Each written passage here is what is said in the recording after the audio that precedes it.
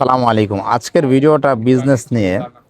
আমি বেশ কয়েকদিন আগে আপনাদেরকে বলছিলাম যে আমি শিন থেকে প্রোডাক্ট অর্ডার দিই।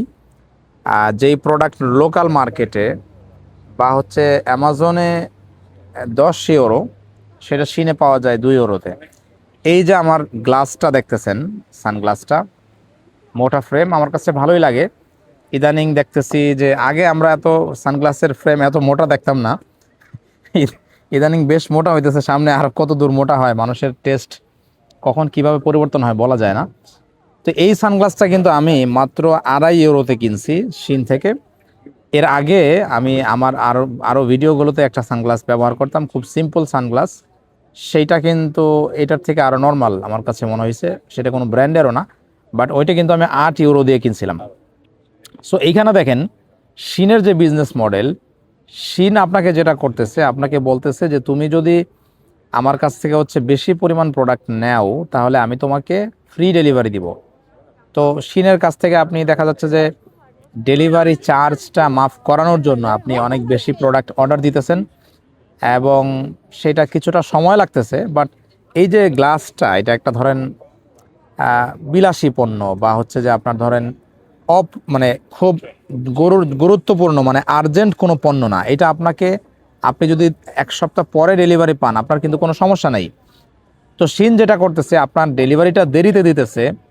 সে আপনার প্যাকেটটা আহ, খুব আস্তে আস্তে হচ্ছে চীন থেকে আপনার দেশে পাঠাইতেছে, এবং একই সাথে আপনার, আপনি ধরেন ফর এক্সাম্পল, আপনি যদি চীন থেকে 1 লাখ টাকার মাল এনে সেটার উপর আবার ট্যাক্স দিয়ে সেটাকে আবার যদি আপনার দোকানে 1 বছর রাখেন, তাহলে দেখেন আপনার কিন্তু ইনভেস্টটা পড়ে আছে।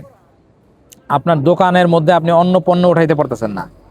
কিন্তু শিন যেটা করে, শিন আপনি অর্ডার দেওয়ার পরে চায়না থেকে সেই জিনিসটা কেনার পর, বা ধরেন চায়নাতে কেনা অবস্থায় আছে, আপনি অর্ডার করার পরে সে শিপমেন্ট করে, ট্যাক্স ভ্যাট আপনার অর্ডারের পরে আপনার টাকা থেকে সেইগুলো পরিশোধ করতেছে।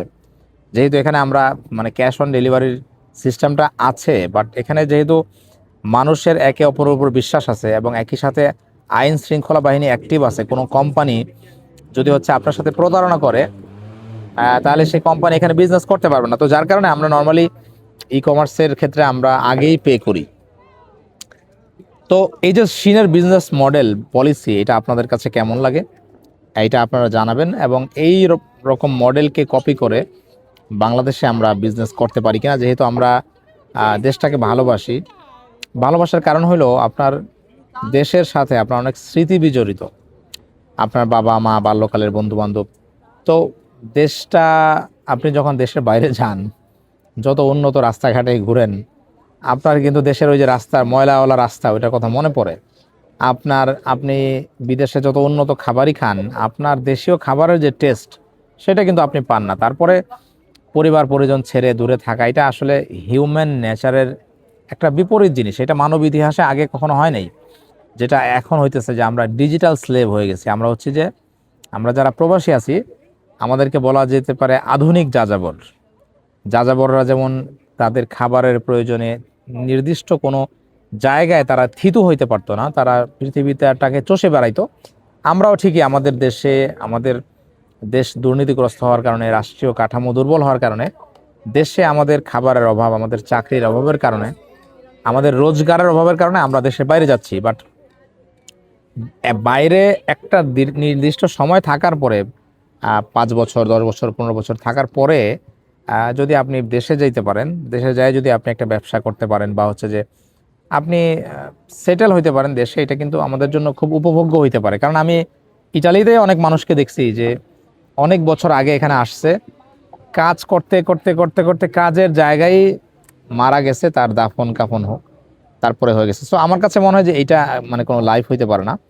আমাদের দেশে আমরা যেরকম লাইফ দেখে অভ্যস্ত, যে আপনি বৃদ্ধ হইতেছেন, আপনার সন্তানরা বড় হইতেছে, তারা সেটেল হইতেছে, তারা আপনার খরচপাতির ব্যাপারটা দেখতেছে, আপনি তখন একটু বৃদ্ধ বয়সে আল্লাহ বিল্লাহ করতে পারতেছেন। এটা কিন্তু আমরা সবাই চাই, বিশেষ করে যারা আমাদের দেশে সরকারি চাকরি করে, তারা এই সুবিধাটা পায়, অন্য মানুষ পায় না। বাট আমার কাছে মনে হয় যে প্রত্যেকটা মানুষেরই এরকম সুবিধা পাওয়া উচিত। তো এই ব্যাপারে আমি আমার যতটুকু অভিজ্ঞতা আছে, আমি যতটুকু বুঝি আপনাদের সাথে শেয়ার করব।